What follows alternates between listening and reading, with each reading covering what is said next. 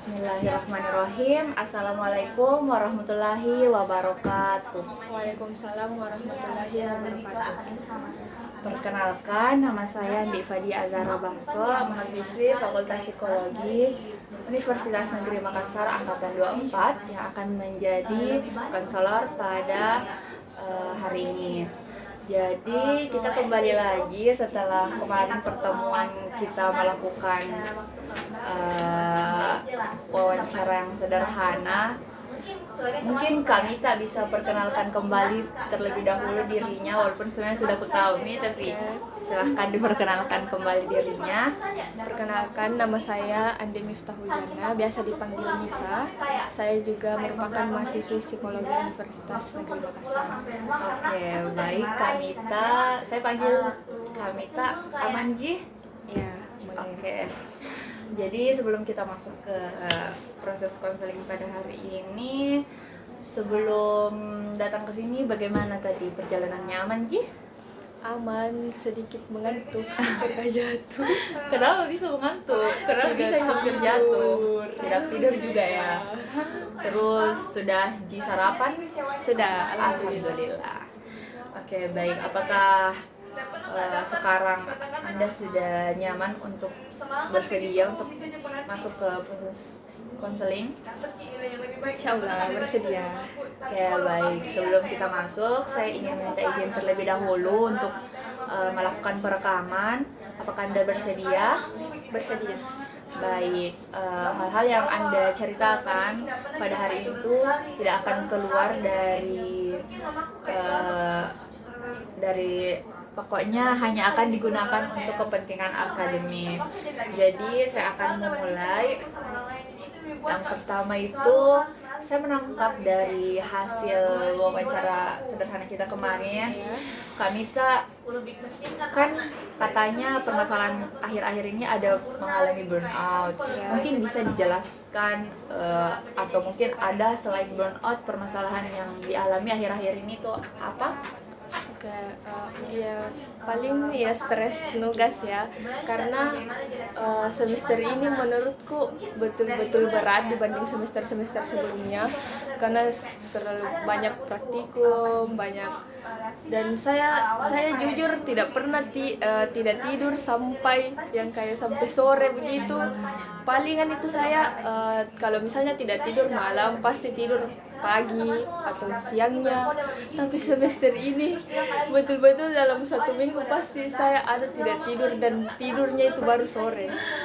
Karena mengerjakan tugas. Jadi itu sih yang membuat saya sangat-sangat. Oke, mungkin karena kita sesama teman ya, jadi merasakan betul-betul hal yang sama. Bahkan hari ini pun gitu terjadi ya. Mungkin bagi saya, dan saya sangat paham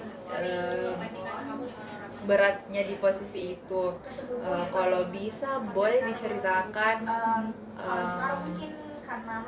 ketika mengalami burnout itu apa yang kami tak lakukan gitu. Bagaimana caranya menghadapi ketika burnout gitu. Saya itu kalau mengerjakan tugas beda-beda sih. Saya sebenarnya lebih suka sendiri kalau mengerjakan, kayak lebih bisa fokus, tapi lebih gampang juga terdistract.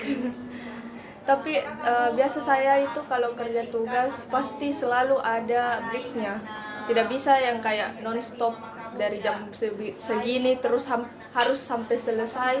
Saya kayak biasa harus dulu ambil jeda seperti itu, kayak saya harus misalnya keluar ruangan dulu, cuci muka dulu begitu. Dan biasa juga kalau saya stres begitu, saya memikirkan ibu saya sih. Biasa karena kan saya jauh dari orang tua. Ibu saya itu di kota lain. Saya merasa kayak kalau menelpon sama mama itu kayak sebagai recharge energi lah. Jadi biasa kayak saya stres sambil kerja tugas, belum selesai tugasku, kadang biasa aku telepon, kayak aku bilang dia telepon mama aku deh, mau cerita, mau mengeluh gitu. Oke, Jadi yang saya tangkap itu Kak Mita orangnya ketika mungkin lagi burnout, intinya pola ketika mengerjakan tugas lebih suka sendiri. Dan sempat kamu mention kalau walaupun suka sendiri kadang juga gampang ke distract. Nah dengan caranya itu research energinya telepon ke ibu, apakah benar seperti itu? Nah kan tadi di-mention nih gampang ke distract, bisa diceritakan gampang terdistract itu kayak seperti apa? Kalau misalnya menunggu terbuka laptop, menunggu loading, menunggu buka WA itu kayak biasa. Kalau ada HP di samping pasti ku ambil, kayak paling bilang Dad sambil menunggu ini laptop untuk siap, scroll deh, tiba-tiba dari tadi siap ini baru tidak disentuh-sentuh. Jadi mungkin secara tidak sadar Kak Mita main HP-nya itu lewat dari jam yang direncanakan yang awalnya itu hanya cuman untuk mengisi jam kosong menunggu laptop, ternyata termakan sampai habis. Apakah benar seperti itu? Saya juga sebenarnya sama banget persis gitu ya. Dan aku sadari sekali bagaimana jeleknya di posisi itu. Nah ketika itu kan maksudnya after ke distract, bagaimana caranya Kanita itu untuk bisa kembali lagi back to reality, kalau sadar nih, oh ada ternyata tugas yang harus kukerja gitu. Bagaimana caranya? Karena kan ada juga yang orang lebih memiliki kalau nyaman mau main HP nanti atau mungkin kita tipe orang yang kayak enggak nanti harus selesaikan tugas. Jadi kami ini di tipe yang seperti apa? Jadi sebenarnya saya itu kalau kerja tugas kan tim mepet deadline. Tim mepet deadline. Jadi kalau saya terdistraksi pasti selalu kembali karena aku pikir dikumpul milau besok. Kamu mau tidak lulus. Seperti itu. Jadi tapi beda cerita sih jujur. Kalau misalnya kayak saya mengerjakan tugas itu dikumpulnya masih ada waktunya, masih minggu depan kah, mungkin biasa saya juga ada waktu-waktu di mana saya mengerjakan tugas setengah aja karena merasa deadline-nya lama. Jadi tergantung deadline. Menurut saya sebenarnya itu sudah bagus sih, karena mungkin tertanam di pikirannya bahwa pengulang cuman yang ku tangkap karena kami tadi sebut tim yang mepet deadline. Jadi bisa jadi ini sebenarnya karena kami tipe yang mengerjakan ketika tim mepet deadline itu yang buat burnout-nya bertambah gitu. Karena sejauh ini mungkin kami tak banyak tugasnya kenapa bisa burnout? Karena banyak tugas, banyak deadline. Apakah benar seperti itu? Nah jadi menurutku bakal susah berhenti burnout kalau Kamita tipenya mengerjakan tugas secara mepet deadline. Tapi Kamita tadi sempat disadar sih yang kayak bilangnya beda rasanya ketika aku kerjakan jauh-jauh hari. Jadi kayak menurutnya Kamita mau stay di zona mepet deadline-nya itu kah, atau mau mencoba ke yang kayak mau coba masuk ke zona yang tidak nyaman dalam artian memaksakan diriku mengerjakan tugas tidak lewat deadline gitu ya, supaya tahu bagaimana sih rasanya ketika seperti itu. Selalu ada pikiranku untuk begitu. Karena kalau semisal saya mengerjakan mepet deadline, biasa itu menangis sendiri, stres sendiri karena kayak aku bilang kenapa ini tugas tidak aku kerja dari kemarin-kemarin. Selalu begitu, selalu ada rasa penyesalan seperti itu. Tapi entah kenapa selalu saya kayak bertekad, oke, mulai minggu depan saya harus mengerjakan tugas. Kalau misalnya sudah dikasih, sebisa mungkin saya kalau misalnya lowong harus kerjakan. Tapi entah kenapa kalau misalnya tidak mepet deadline, saya merasa kayak belum kayak belum wajib banget saya kerjakan. Saya merasa seperti itu. Jadi mungkin perasaan, ada juga kayak dibilang perasaan balas dendam, yang kayak misalnya kita sudah mengerjakan tugas sampai tidak tidur, terus besokannya itu sebenarnya masih ada, masih terus di jalan itu tugas. Tapi kalau sudah seperti itu, sudah tidak tidur, jadi saya biasa apalagi lebih ke langsung menambah screen timeku, karena merasa itu juga pelarianku dari segala macam tugas. Oke, baik. Sebenarnya tergantung boundariesnya kami tak lagi gitu, karena penting juga menurutku dikasih balance di antara sudah kita melakukan hal sulit terus juga cuman kalau bisa Kak memberi saran, mungkin nggak apa-apa Ji kasih screen time, kasih apa, cuman dikasih juga batasan supaya nggak too much Ki. Nah karena kan tugasnya itu yang kadang bikin di suatu hari menyesal, kenapa ada dari kemarin Selalu seperti itu. Jadi menurutku mungkin bagus kalau setelah misalnya nih ketika sudah tidak tidur satu malam, kasih waktu mungkin 2 jam lah main HP-nya gitu. Nah after sampai di 2 jam itu back to reality lagi, kerja tugas lagi, jadi kayak teratur Ki. Saranku sih seperti itu ya, maksudnya tidak ada memaksa, cuman mungkin bisa dicoba bagaimana rasanya, dan kalau mungkin ada yang berbeda bisa ditanyakan ke saya gitu. Selanjutnya saya mau bertanya tentang, karena kami tadi mention juga kalau menelpon dengan ibunya itu begitu caranya untuk meresearch energi. Jadi hubungannya kami dengan ibunya ini bisa dibilang cukup dekat. Iya. Apa yang dikasih sama ibunya Kamita sehingga Kamita itu merasakan energinya kembali ketika mendengar suaranya ibu. Ibu saya itu sangat terbuka untuk mendengarkan cerita, dan saya suka cerita dengan ibu karena dia tidak judging. Dia tidak judging apapun yang saya lakukan, biar buruk, paling dia kasih nasihat seperti itu.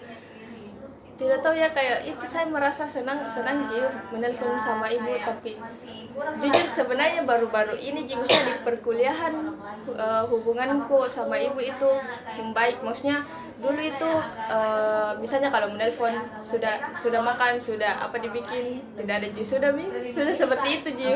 Iya. Jadi kayak sekedar tahu keadaan Ji, tidak ada probing after itunya. Tapi entah kenapa nggak tahu apa penyebabnya juga, saya juga heran. Tapi sekarang itu justru kayak merasa bahkan dulu itu kalau bukan ibu yang duluan menelpon kita tidak bakalan bicara, karena dia selalu menelpon saya tidak pernah ada niatanku untuk menelpon duluan. Tapi sekarang justru saya terus ganggu saya terus telepon.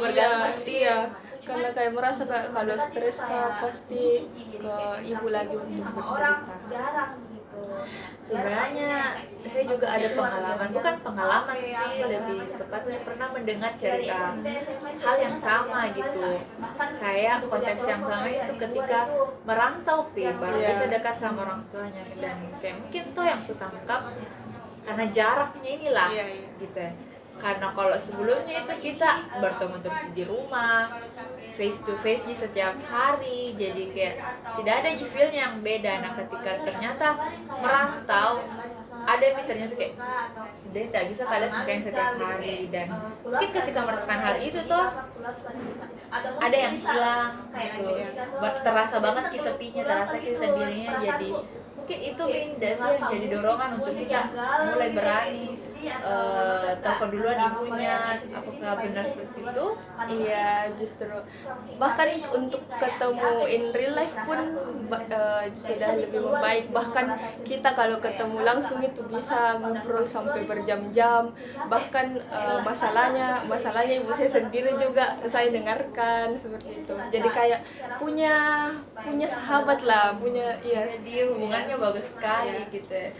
Nah, dan sejauh ini juga mungkin karena selama masuk di psikologi semester Iya. 4. jarang sih karena mungkin Parentingnya fokusku lebih ibunya ke Kamita tugas, menurutku jadi kayak dan aku pikir suka kayak sekali, harus Kak, bagus dipikir sekali, juga dan harus bikin tugas, caranya tugas. itulah yang Nah, bisa mungkin buat lagi kayak menurutku agak kurang Kamita tugas kuliah. bisa Itu open kan ke ibunya, karena dimention ya, tadi banyak ibunya sama. ndak pernah judge kalau Iya. cerita, jadi Karena selama ini didengarkan aja terus, kalau mungkin ada yang salah diberikan nasihat, diarahkan secara baik-baik, dan kalau ngeliat bagus sekali cerita menurutku. sendiri, Banyak orang yang tidak dapat peran itu, banyak orang yang butuh hal itu, dan bersyukurnya Kamita butuh kebantuan. dapat. Kebantuan yang Oke, kayak baik, selanjutnya saya mau bertanya nih, kalau hal-hal selain burnout ada ndak akhir-akhir ini yang pernah terjadi yang mengganggu pikirannya Kamita? Mungkin masalah di keluarga kah, atau pertemanan kah? Kalau saya sih apa nih? Kayak misal nih lagi kumpul-kumpul kah, atau mungkin karena Kamita kan tadi bilang kalau tipe yang suka kerja tugas sendirian. Nah, di semester padahal kayak tugas rata-rata kelompok semua, rata-rata harus menuntut untuk kerja kelompok. Sedangkan Kamita orangnya tipe yang lebih nyaman, lebih enak untuk kerja tugas sendiri. Gimana tuh kalau mungkin Kamita lagi butuh ruang kah, atau lagi tidak pengen ketemu sama siapa-siapa kah, tapi harus dituntut dengan tuntutan kerja kelompok? Pernah tidak mengalami seperti itu? Oke, bisa diceritakan detailnya bagaimana? Biasa saya menutup itu sih, menutup perasaan saya, padahal sudah sangat tidak mood sekali nih. Tapi ada juga masa di mana saya yang menarik diri, maksudnya saya jujur kayak kalau saya lagi tidak saya lagi tidak apa, kalau misalnya kita lanjutkan ini pembahasan akan kemana-mana, atau bahkan saya bisa marah atau apa, padahal itu perasaan saya sendiri, tapi saya takut akan mempengaruhi orang lain gitu. Jadi bagaimana responnya temannya ketika Kamita jujur dengan keadaannya kayak lagi tidak baik-baik, kasih ke space karena kalau aku lanjut bakal ada hal-hal yang tidak diinginkan? Kira-kira bagaimana itu responnya temannya Kamita? Ya, alhamdulillah mengerti sih, karena mengertinya itu bagaimana caranya, bagaimana yang melakukan temannya? karena kan misalnya saya kalau ada masalah biasa cerita meskipun maksudnya tidak sedetail itu.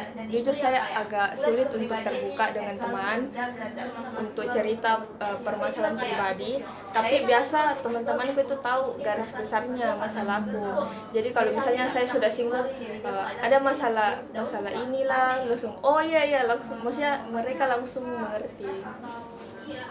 Kamita tadi bilang tipe yang sulit untuk ceritakan masalah-masalah pribadinya.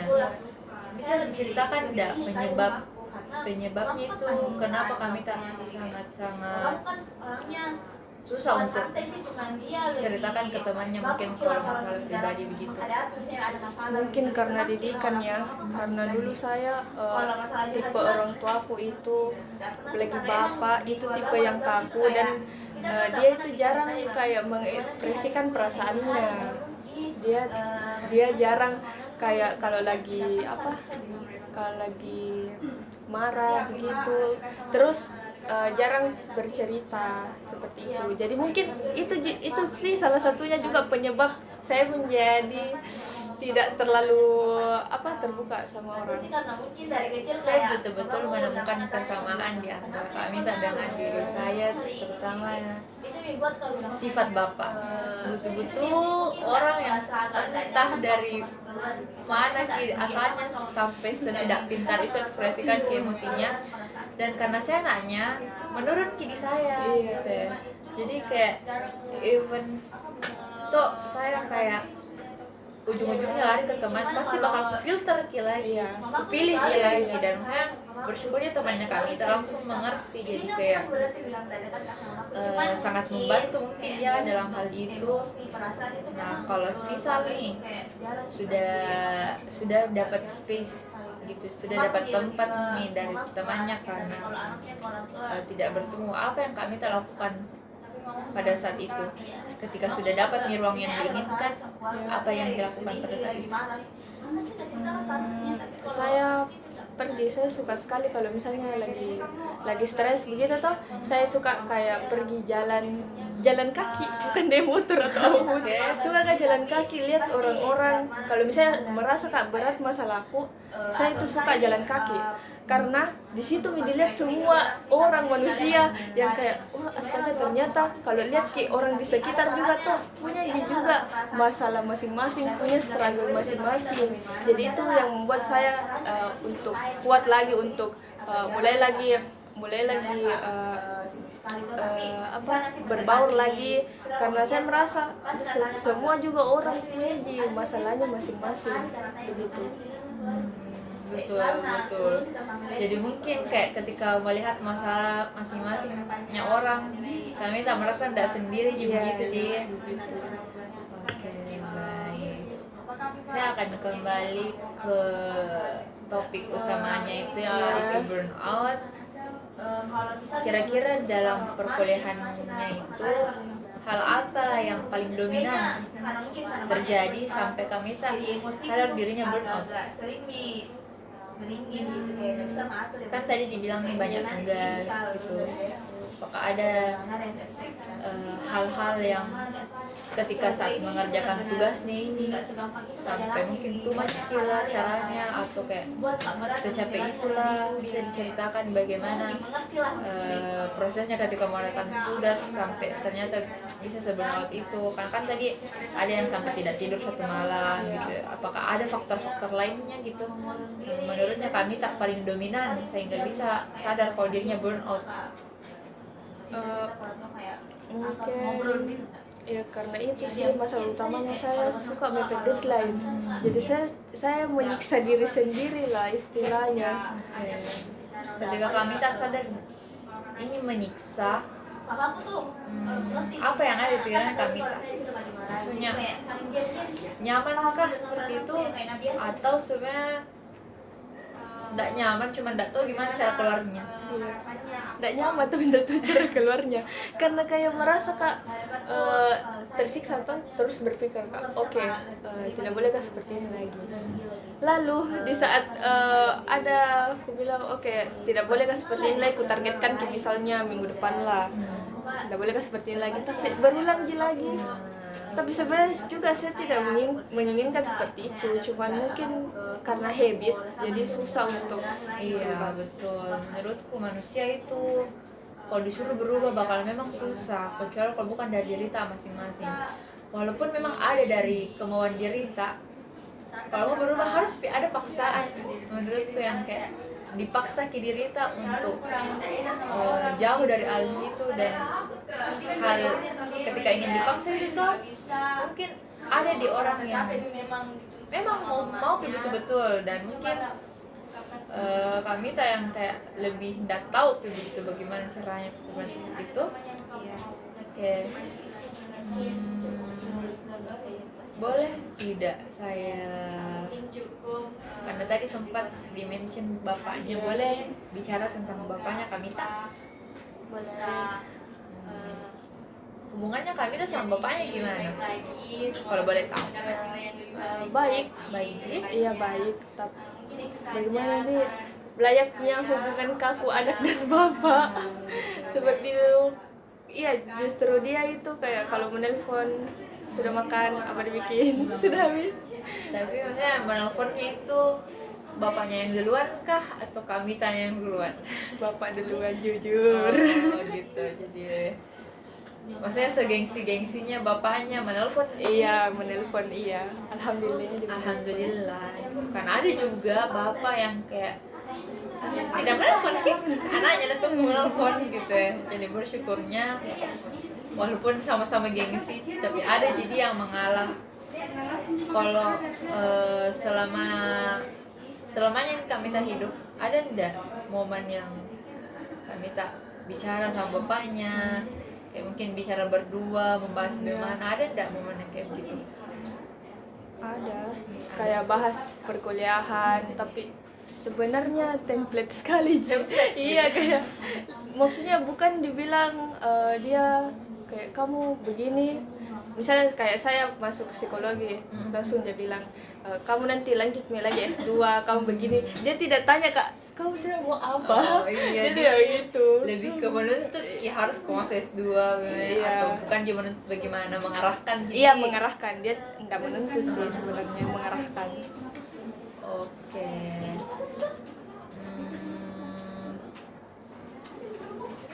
Mungkin kalau bahas bapaknya kami mungkin apa ya, tidak terlalu banyak mungkin momen karena saling begitu mi gengsi atau bagaimana, jadi lebih ke prefer ke ibunya gitu. Boleh Kak tahu ibu orang tuanya kami sekarang tinggal di mana? Dia tidak sama Mi. Oh. Ibuku itu beda kota, bapak juga beda kota, saya beda kota. Oh. Saya dua bersaudara, ada kakakku, dia juga beda kota. Oh, jadi kayak masing-masing ada tempat Iya, tinggalnya, jadi iya. berpencar begitu. Ini bisa juga Anda jawab, jadi mungkin gimana ya, sensitif sedikit. Cuman kalau boleh tahu kenapa bisa orang tuanya tidak sama?